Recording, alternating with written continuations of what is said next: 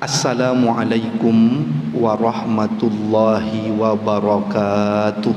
Waalaikumsalam warahmatullahi wabarakatuh. Alhamdulillah wassalatu wassalamu ala Rasulillah Nabiyyina Muhammad ibn Abdillah wa ala alihi wa sahbihi wa mawalah.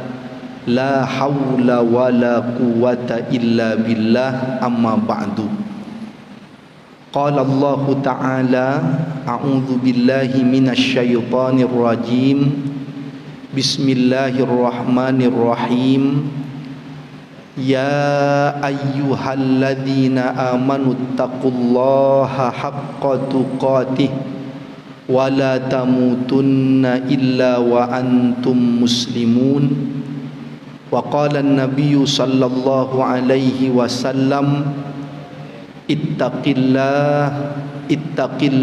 haitsu ma kunta wa atbi'is sayyi'atal hasanata tamhuha wa khaliqin nas bi khuluqin hasanin. Hadirin hadirat Bapak Ibu jamaah salat subuh rahimakumullah. Alhamdulillah, segala puji kita panjatkan kehadirat Allah Subhanahu wa ta'ala. Salawat serta salam semoga senantiasa terlimpah curahkan kepada Nabi Muhammad sallallahu alaihi wasallam. Alhamdulillah, hari ini kita berada di pertengahan bulan Muharram, tahun baru Islam 1446 Hijriah. Kemarin memulai Muharramnya ada perbedaan tanggal. Ada yang mulai masuk 1 Muharram tanggal 7 Juli, yaitu pemerintah dan Muhammadiyah. Adapun Nahdlatul Ulama baru masuk tanggal 8 Juli, 1 Muharramnya. Maka ada perbedaan tanggal Muharram tahun ini, tetapi kita sekarang sudah berada di pertengahannya. Dan berarti juga kita memasuki tahun baru Islam 1446 Hijriah. Maka insyaallah pagi ini mari bersama kita membahas tentang hikmah Muharram dan tahun baru Islam. Pertama, sekilas Bapak Ibu sekalian rahimakumullah tentang sejarah tahun Islam ini, yang sudah mungkin pernah kita mengkaji, tapi mari kita ingatkan kembali untuk menambah semangat kita. Jadi 12 bulan dalam setahun ini langsung yang menetapkan Allah Subhanahu wa ta'ala. Untuk jumlah 12 bulan dalam setahunnya itu langsung Allah yang menetapkan. Sebagaimana firman Allah dalam surat At-Taubah ayat yang ke-36. A'udzu billahi minasyaitonir rajim. Inna iddatash syuhuri 'indallahi 12 syahran fi kitabillah yauma khalaqas samawati wal ard. Sesungguhnya jumlah bilangan bulan di sisi Allah dalam 1 tahun, ya, itu ada 12 bulan ditetapkan oleh Allah sejak langit dan bumi diciptakan. Jadi jumlah 12 bulan dalam setahun langsung Allah yang menetapkan. Kemudian untuk nama-nama bulannya ini Bapak Ibu sekalian berasal dari penamaan bangsa Arab sejak sebelum Islam. Jadi nama-namanya Muharram, Safar, Rabiul Awal itu sesuai dengan kebiasaan penamaan bangsa Arab sejak sebelum Islam. Kalau dalam tafsir Ibnu Katsir misalkan, ketika menafsirkan surat At-Taubah ayat 36 tadi, Ibnu Katsir menjelaskan nama-nama bulannya itu biasanya disesuaikan dengan kebiasaan bangsa Arab. Misalkan ada nama bulan Safar. Safar sama dengan kata sifir, sifrun. Safar artinya kosong. Kenapa? Karena pada bulan itu orang-orang Arab banyak meninggalkan kampung halaman mereka untuk berperang, untuk mencari penghidupan dan sebagainya. Ada bulan Dzulqa'dah. Dzu artinya yang memiliki, Al-Qa'dah artinya tempat duduk. Duduk-duduk. Kenapa? Karena bangsa Arab pada bulan itu di rumah, di kampung, tak kemana-mana. Nah, jadi nama-nama bulan itu dinamai oleh bangsa Arab ya sejak sebelum Islam. Tapi jumlah 12 bulan dalam setahun itu langsung ditetapkan oleh Allah Subhanahu wa ta'ala. Kemudian hitungan tahunnya, tahun 1, tahun 2, tahun 3 sampai sekarang tahun 1446. Ini di zaman Nabi Muhammad sallallahu alaihi wasallam belum ada hitungan tahun. Jadi tidak ada tahun 1, tahun 2, tidak ada. Lalu bagaimana untuk menentukan tahunnya? Di zaman itu tahun diberi nama sesuai dengan peristiwa besar yang terjadi. Misalkan pada tahun kelahiran Rasulullah sallallahu alaihi wasallam ada peristiwa penyerangan tentara bergajah ke Ka'bah yang kemudian diabadikan dalam surat Al-Fil. Maka tahun itu disebut dengan tahun apa Pak? Tahun gajah, Amul Fil, tahun gajah. Kemudian ketika Ibunda Khadijah radhiyallahu anha wafat, di tahun yang sama juga wafat paman Nabi Abu Talib, maka Nabi bersedih. Maka tahun itu disebut dengan Amul Huzni, tahun kesedihan. Jadi belum punya hitungan tahun. Kalau kita kira-kira Pak, tahun 2019 2020 kemarin orang menyebutnya tahun apa Pak? Tahun Covid katanya, tahun pandemi. Kalau 2024 disebut tahun apa kira-kira Pak? Tahun politik katanya, tahun pilpres. Ada yang mengatakan tidak hanya tahun pilpres Ustaz, 2024 itu bisa disebut tahun gemoy katanya Pak. Nah, jadi diberi nama tahun. Baru pada zaman Umar bin Khattab radhiyallahu anhu ya, menjadi khalifah, maka Umar bin Khattab radhiyallahu an berinisiatif agar umat Islam ini punya hitungan tahun sendiri. Karena kalau umat yang lain sudah punya hitungan tahun, di antaranya tahun Masehi ini ya, itu digunakan oleh orang-orang Nasrani, dan penghitungannya yang dianggap tahun 1 dalam tahun Masehi adalah kelahiran Nabi Isa alaihi salam. maka Nabi Isa punya gelar Al-Masih, maka tahunnya disebut dengan tahun Masehi.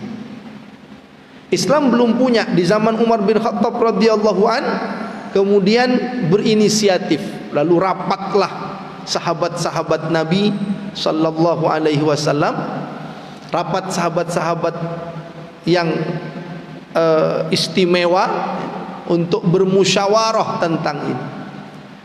Lalu semua sepakat agar Islam punya hitungan tahun sendiri, tapi mulai berbeda pendapat tentang apa peristiwa yang akan dijadikan hitungan tahun satu dalam Islam.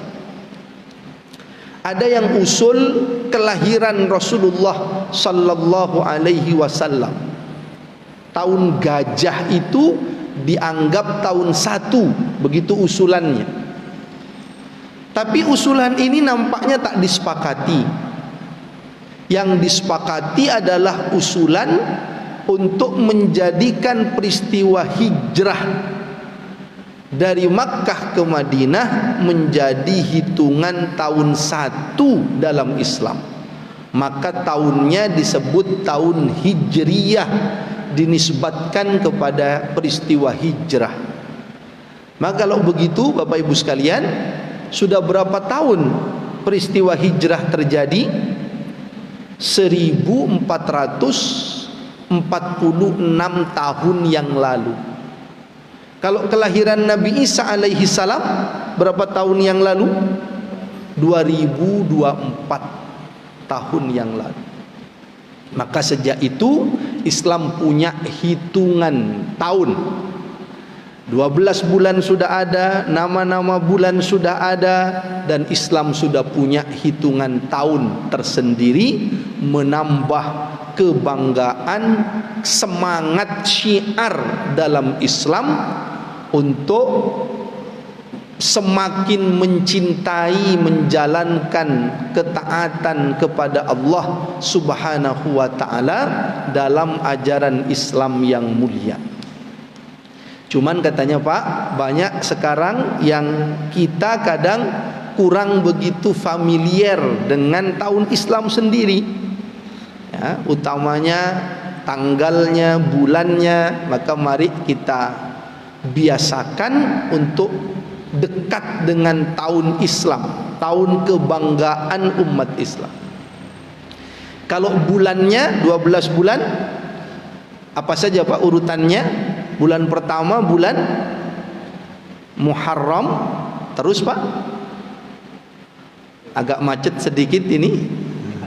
Bulan apa Pak? Bulan kedua Safar. Setelah Safar bulan apa Pak? Bulan ketiga. Kalau tahu ketiga, tahu keempat. Bulan ketiga Rabiul Awal. Bulan keempat Pak Rabiul Akhir. Tinggal nambah akhir saja Pak, gampang. Lalu bulan keempat apa Pak? Tahu keempat, tahu kelima.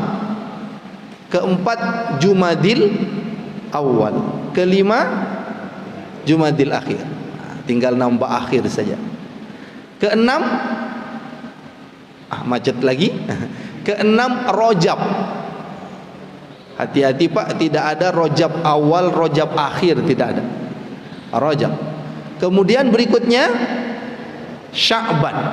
Terus Ramadan, Syawal, Dzulqa'dah, Dzulhijjah, Muharram, Safar, Rabiul Awal, Rabiul Akhir, Jumadil Awal, Jumadil Akhir, Rajab, Sya'ban, Ramadan, Syawal, Dzulqa'dah, Dzulhijjah. InsyaAllah kalau jamaah Baitus Salam sudah akrab dengan tahun atau bulan Hijriah, sudah hafal semua insyaAllah Pak. Yang penting jangan dites satu-satu saja. InsyaAllah semua kita biasakan akrab juga dengan tanggalnya sekali. Tanggal berapa kita tahu, agar terbiasa. Mungkin pernah saya sampaikan Pak, bagaimana Ustaz agar terbiasa ini dengan tanggal Hijriah ini? Saya bilang, kalau ibu punya karyawan, coba gajiannya pakai tanggal hijriah biar ingat. Karena katanya ada ibu-ibu mengatakan susah mengingat tanggal hijriah ini, mungkin karena gajian suami saya tidak ada kaitannya dengan itu Ustaz katanya. Maka saya minta coba Bu. Akhirnya semangat beliau, Pak, kita terapkan Ustaz ke karyawan. Satu pakai gajiannya pakai bulan hijriah. Beberapa saat kemudian beliaunya bilang lagi ke saya, tapi sulit Ustaz kayaknya. Kenapa? Karena kalau Ramadan, Syawal misalkan, untuk gajian saja masih harus menunggu hasil sidang isbat Ustaz katanya. Nah, ini tanggal 1-nya kapan? Kata karyawannya, ya Allah mudah-mudahan hilal segera terlihat ya Allah, karena gajian. Kata bosnya, ya Allah mendung ya Allah, mendung ya Allah, tidak kelihatan. Seperti kemarin ini Pak, yang pakai hisab sudah duluan karena tak harus melihat, yang penting sudah ada di atas ufuk dan secara umum ketinggiannya sudah tinggi. Makanya pemerintah pun sama dengan Muhammadiyah, tapi Nahdlatul Ulama konsisten dengan metode ru'yat, karena tidak ada yang bisa melihat walaupun hilal sudah tinggi, mungkin mendung semua waktu itu, jadi tidak dianggap tanggal 1. Ini perbedaan biasa dalam sebuah metode masing-masing. Ini tentang sekilas sejarah tahun Islam.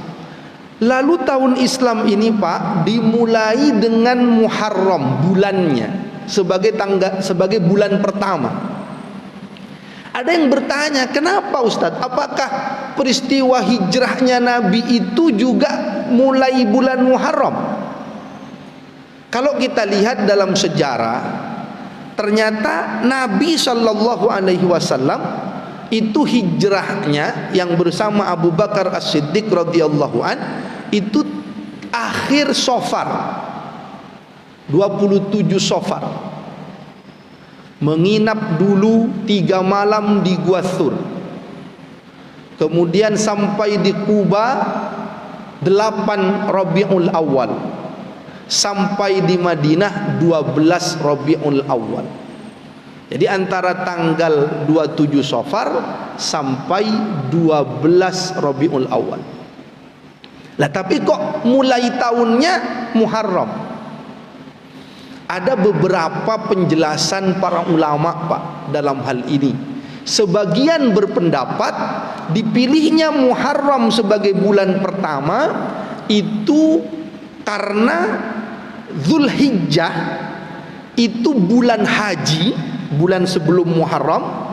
Yang haji ini adalah rukun Islam kelima dalam Islam. Artinya sudah tuntas pelaksanaan rukun Islam kelima, kira-kira begitu. Tuntas sudah, Ramadan sudah sebelumnya lagi.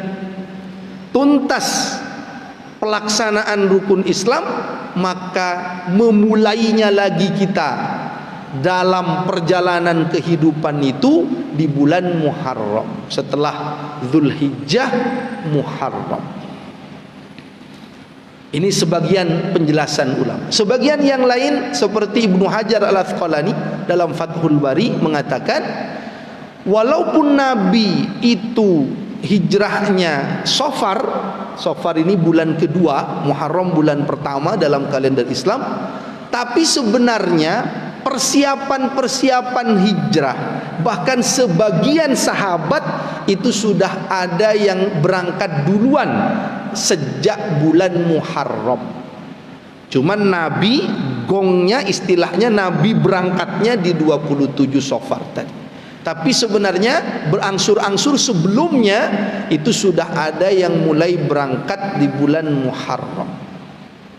Ini sekilas Pak, mengingat kembali kita tentang peristiwa hijrah itu yang dijadikan tahun 1. Ada perbedaan saat itu di antara sahabat, apakah kelahiran Nabi yang dijadikan tahun 1 atau peristiwa hijrah. Tapi yang dipilih peristiwa hijrah karena ini peristiwa besar, titik tolak kebangkitan umat Islam. dari yang sebelumnya ditindas, dizalimi di Makkah, lalu kemudian hijrah menjadi kekuatan peradaban baru, tatanan kehidupan Islam di Madinah, yang akhirnya menaklukkan lagi kota Mekah dalam kekuasaan Islam. Jadi ini titik tolak bersejarah bangkitnya umat Islam. Maka inilah yang dipilih oleh sahabat-sahabat radhiyallahu anhum saat itu. Nah, Bapak Ibu sekalian rahimakumullah, maka pertama hikmahnya kita fokus dulu ke bulan Muharramnya sebelum ke peristiwa hijrahnya. Bulan Muharram sendiri dalam Islam itu memiliki keutamaan. Bulan Muharram memiliki keutamaan. Di antaranya yang sudah kita lewati bersama, dianjurkan berpuasa pada tanggal 10 Muharram. Sudah lewat 10 Muharram. Kenapa? Jadi puasa 10 Muharram ini Pak, Asyura ini, itu sebenarnya sudah biasa dilakukan oleh orang-orang Arab jahiliyah. Sudah biasa dilakukan puasa 10 Muharram. Bisa jadi kata sebagian ulama, ini karena orang-orang Arab jahiliyah mengikuti ajaran sebelum-sebelumnya yang memang ada ajaran puasa Asyura ini. Tapi sudah biasa. Nabi pun ketika di Mekah juga biasa puasa Asyura. Lalu ketika hijrah ke Madinah, di Madinah Nabi melihat orang-orang Yahudi berpuasa 10 Muharram. Nabi bertanya, kenapa mereka berpuasa 10 Muharram? Dijawab bahwa 10 Muharram itu diselamatkannya Nabi Musa alaihi salam dari kejaran Firaun. Maka orang Yahudi berpuasa. Maka Nabi mengatakan, ana ahaqqu bi Musa minkum, aku lebih berhak atas Nabi Musa dibandingkan kalian. Fasamahu, maka Nabi berpuasa di 10 Muharram itu. Wa amara bisyamih, dan Nabi menyuruh sahabat-sahabatnya untuk berpuasa. Apa pahalanya? Yukaffirus sanatal madiyah, menghapus dosa setahun yang lalu. Maka ada yang berpuasa Pak kemarin itu, katanya tuntas sampai maghrib, alhamdulillah. Yang satu temannya hanya sampai zuhur. Zuhur tidak kuat mokel. Karena kalau puasa sunnah terserah orangnya Pak, mau lanjut atau tidak. Kalau puasa sunnah, kalau puasa wajib tak boleh sembarang, harus ada udzur yang syar'i, apakah sakit, apakah perjalanan, baru boleh mokel. Kalau puasa sunnah terserah dia. Lalu teman yang satu zuhur tidak kuat mokel Pak. Sama-sama sudah sampai ke maghrib. Kata yang satu, alhamdulillah saya sampai maghrib, semoga dapat ampunan Allah setahun dari dosa-dosa saya. Kata temannya yang sampai zuhur, mudah-mudahan saya juga diampuni setengah tahun saja katanya, karena sudah sampai zuhur. Anda ada hadisnya Pak ya, lah enak nanti kalau sampai jam 9 diampuni 3 bulan. Nah, enak. Tidak ada.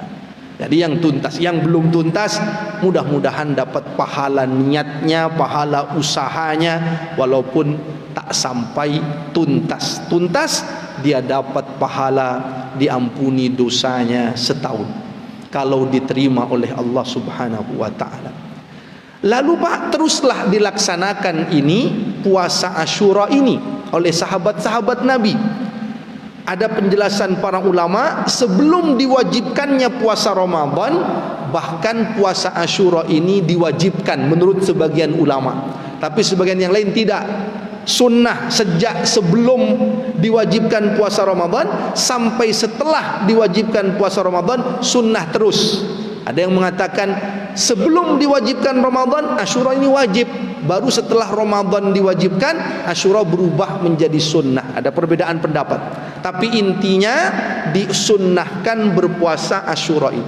Pada tahun terakhir kehidupan Rasulullah sallallahu alaihi wasallam, ada sahabat datang kepada Nabi, wahai Nabi, ini kan puasa tanggal 10 ini orang Yahudi juga puasa. Maka kalau kita puasa tanggal 10 saja, kita ingin ada bedanya dengan orang Yahudi. Gimana agar berbeda? Kata Nabi, idza kana amul muqbil insyaallah sumnal yaumat tasi' atau kama qala Nabi sallallahu alaihi wasallam. Kalau usiaku sampai di tahun depan, aku akan puasa juga pada tanggal 9-nya. Tapi Nabi wafat sebelum tahun depan. Maka kata para ulama, tetap sunnah puasa tanggal 9 dan 10 Muharram. 9 untuk membedakan dengan orang Yahudi, 10 untuk mendapatkan tadi pahala diampuni dosa setahun yang lalu. Ini Pak uniknya sahabat-sahabat Nabi. Sahabat Nabi itu Pak sering kita ingatkan, semangatnya luar biasa. Disuruh puasa sehari minta tambah Pak. Ini sama dengan orang Yahudi. Kita ingin ada bedanya. Semangatnya itu luar biasa. Kalau kita kira-kira gimana Pak di zaman itu? Zaman sekarang maksudnya. Kita kadang disuruh sehari saja. Oh, kalau sehari sama dengan orang Yahudi, gimana kalau setengah hari saja? Biar beda dengan orang Yahudi. Kalau sahabat-sahabat minta tambah 2 hari. Itulah semangatnya para sahabat radhiyallahu anhu. Maka ada yang mengatakan kita dengan sahabat Nabi itu katanya Pak bedanya sedikit-sedikit saja. Kok bisa beda sedikit-sedikit Ustaz dengan sahabat Nabi? Iya.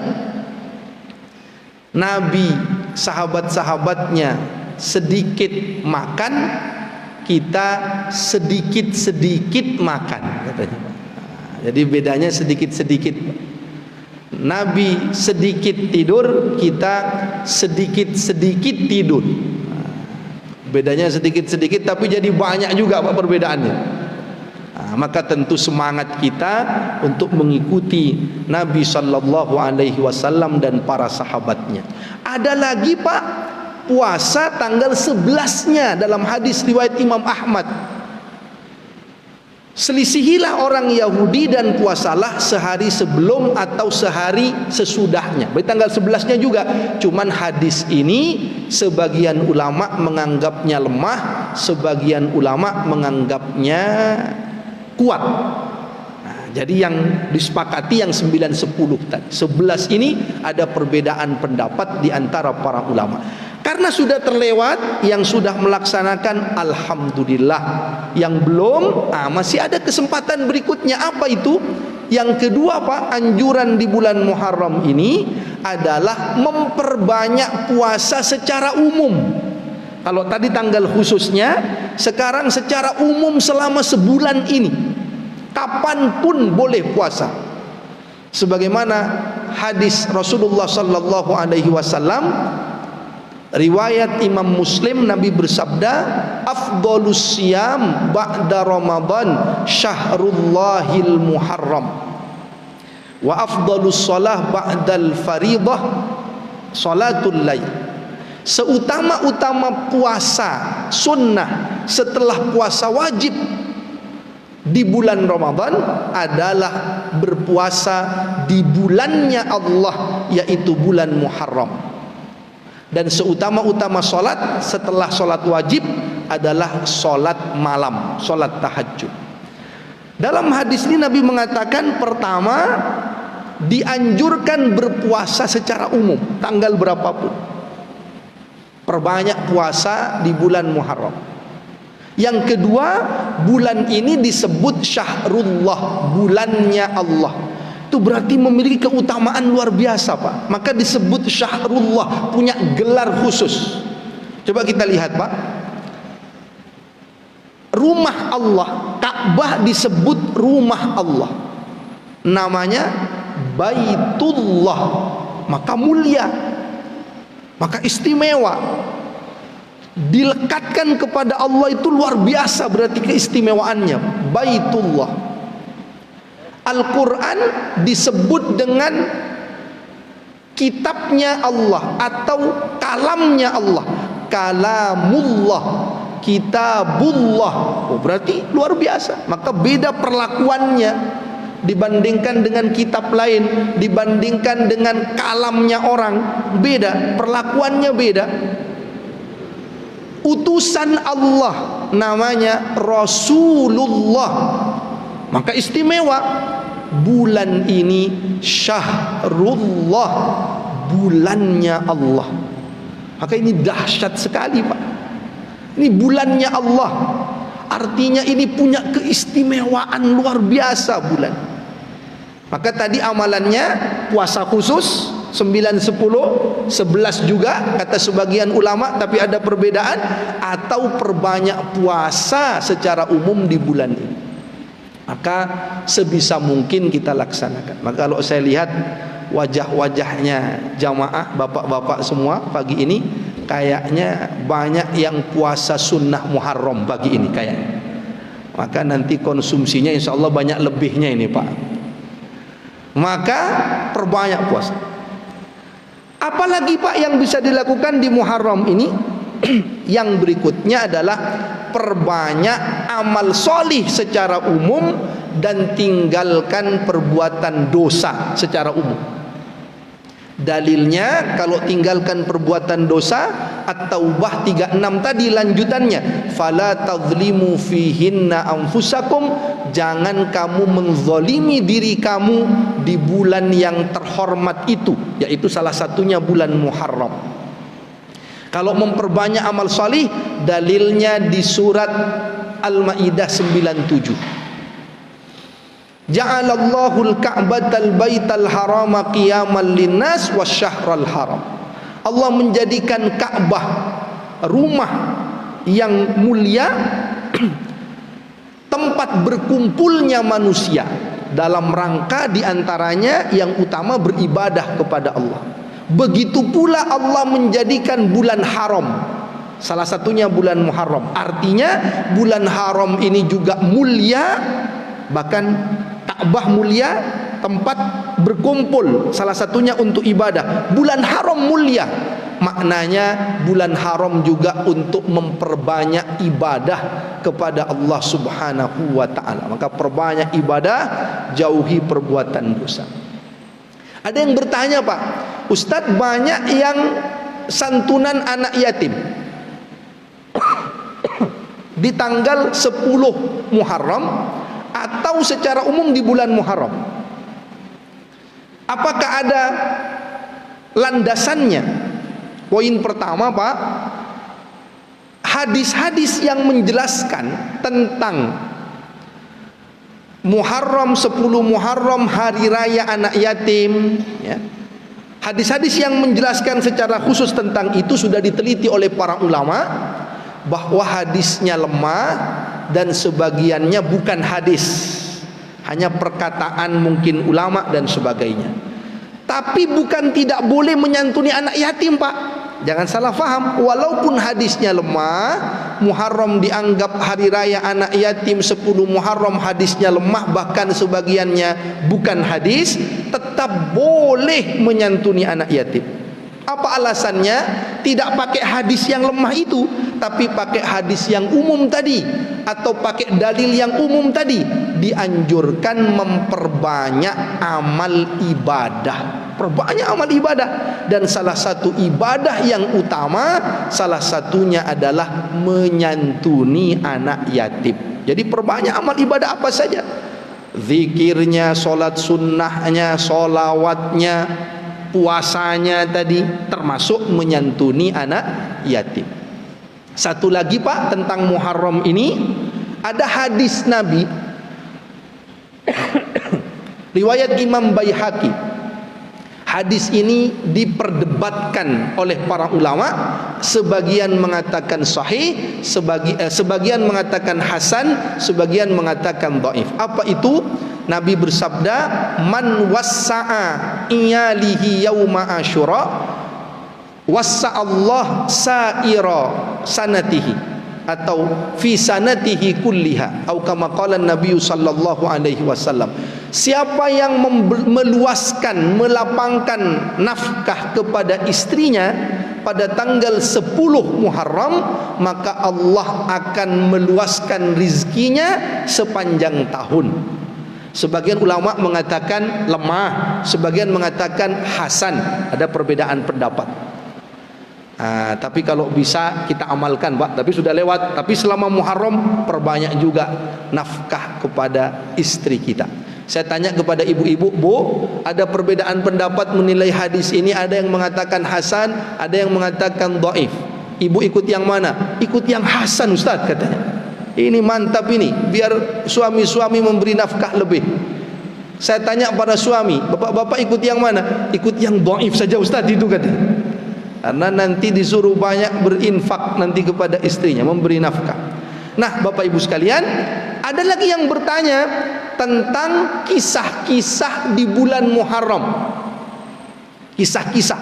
Ada yang mengatakan bertemunya Nabi Adam alaihi salam dan ibunda Hawa pada 10 Muharram, berlabuhnya bahtera Nabi Nuh 10 Muharram, diselamatkannya Nabi Yunus 10 Muharram dan sebagainya. Bagaimana landasan dalilnya? Setelah diteliti oleh para ulama hadis, maka kisah-kisah itu semuanya ada sebagian yang hadisnya lemah, ada yang sebagian bukan hadis, ada yang sebagian kemungkinannya kisah Israiliyat namanya. Kisah Israiliyat itu, Pak, kisah dari orang-orang Yahudi atau orang Nasrani. Apa sikap kita kepada kisah Israiliyat? Ada 3. 1, kalau itu masuk kisah Israiliyat ya, Pak. 1, kalau kisah dari Yahudi dan Nasrani itu dibenarkan oleh Islam, di Quran juga ada, di hadis juga ada, kita wajib mempercayainya.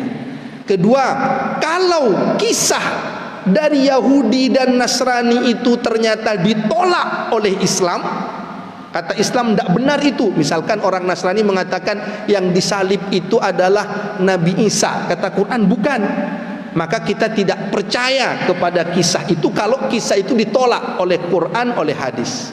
Kalau yang diakui tadi diantaranya kisah Nabi Musa itu, Pak, karena kan orang Yahudi yang kemudian mengatakan itu, lalu Nabi mengakuinya.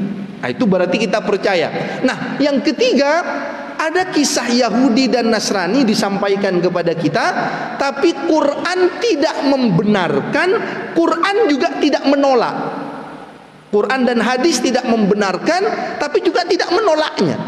Maka dalam hal ini Nabi bersabda dalam hadis riwayat Imam Bukhari, la tusaddiqu ahlal kitab wa la tukadzibuhum, atau kama qala Nabi sallallahu alaihi wasallam. Jangan kau percaya kepada ceritanya ahli kitab, tapi juga jangan kau dustakan. Jadi kalau tidak ada di Quran, tidak ada di hadis, mereka yang mengkisahkan, maka kita tak percaya, tapi kita juga tak mengingkari, tak mendustakan. Apa maknanya? No comment kita, Pak. Kita tak tahu. Bisa benar, bisa tidak. Jadi kesimpulannya, Pak, untuk kisah-kisah yang lain, karena ada hadisnya yang lemah, ada yang bukan hadis, ada kemungkinannya kisah Israiliyat, maka sikap kita tak bisa memastikan. Bisa benar, bisa tidak, kita tak tahu untuk kisah-kisah yang lain.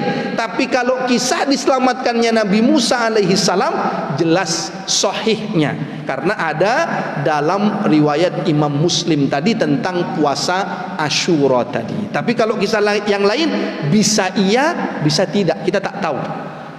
Maka tentu biasanya disampaikan untuk menggugah semangat saja, agar semakin kita merasa bulan Muharram ini punya banyak keistimewaan, sehingga semangat dalam melaksanakan amal-amal kebaikan di dalamnya.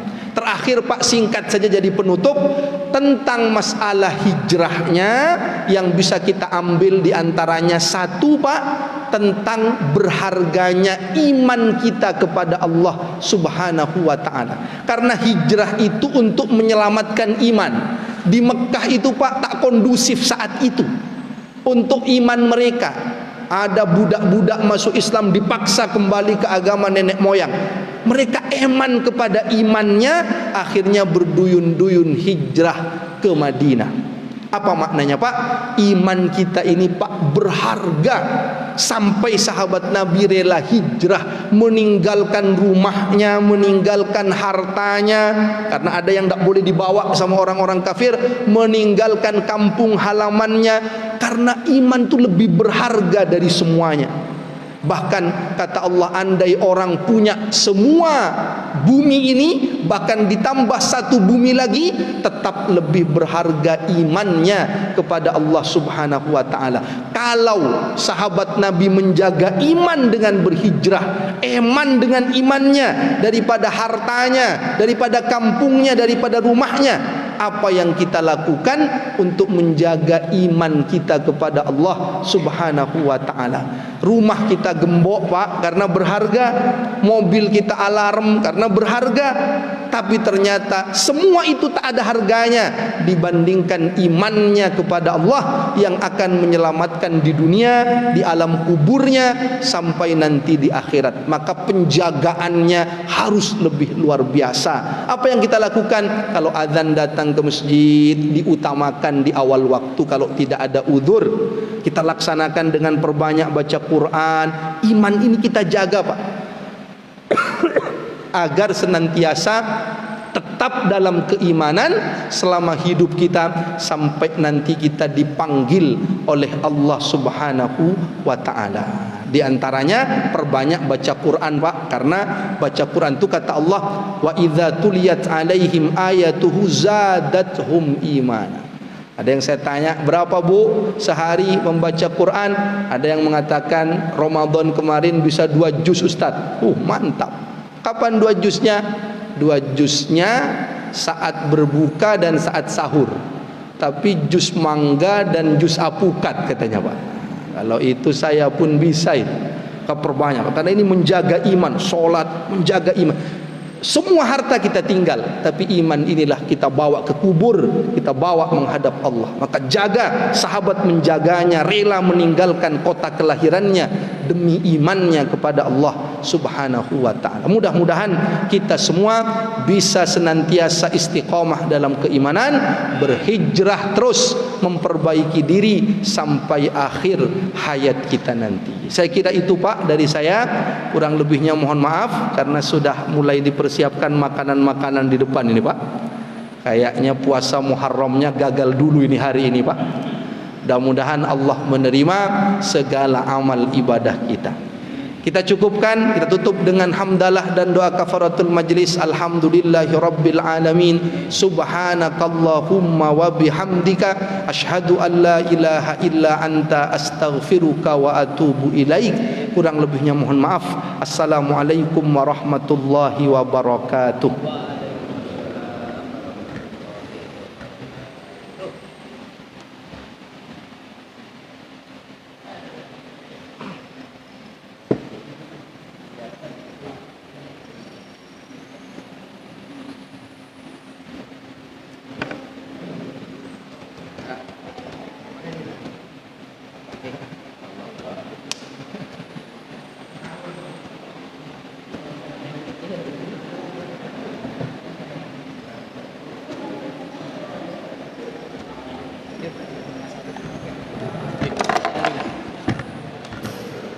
Kami persilahkan kepada jamaah sekalian untuk menikmati hidangan. Kalau kami sediakan di sisi utara Serambi. Terima kasih.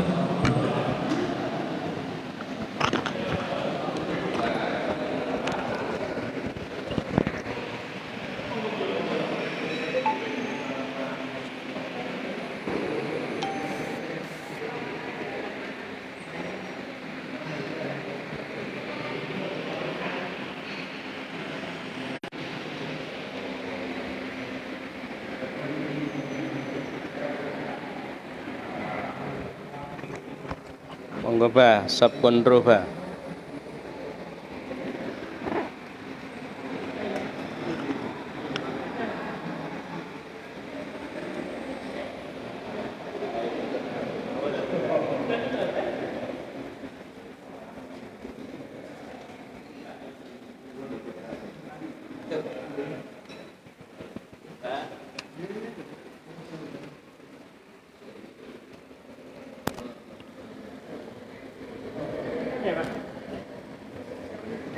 Oke, demikian untuk pengajian hari ini.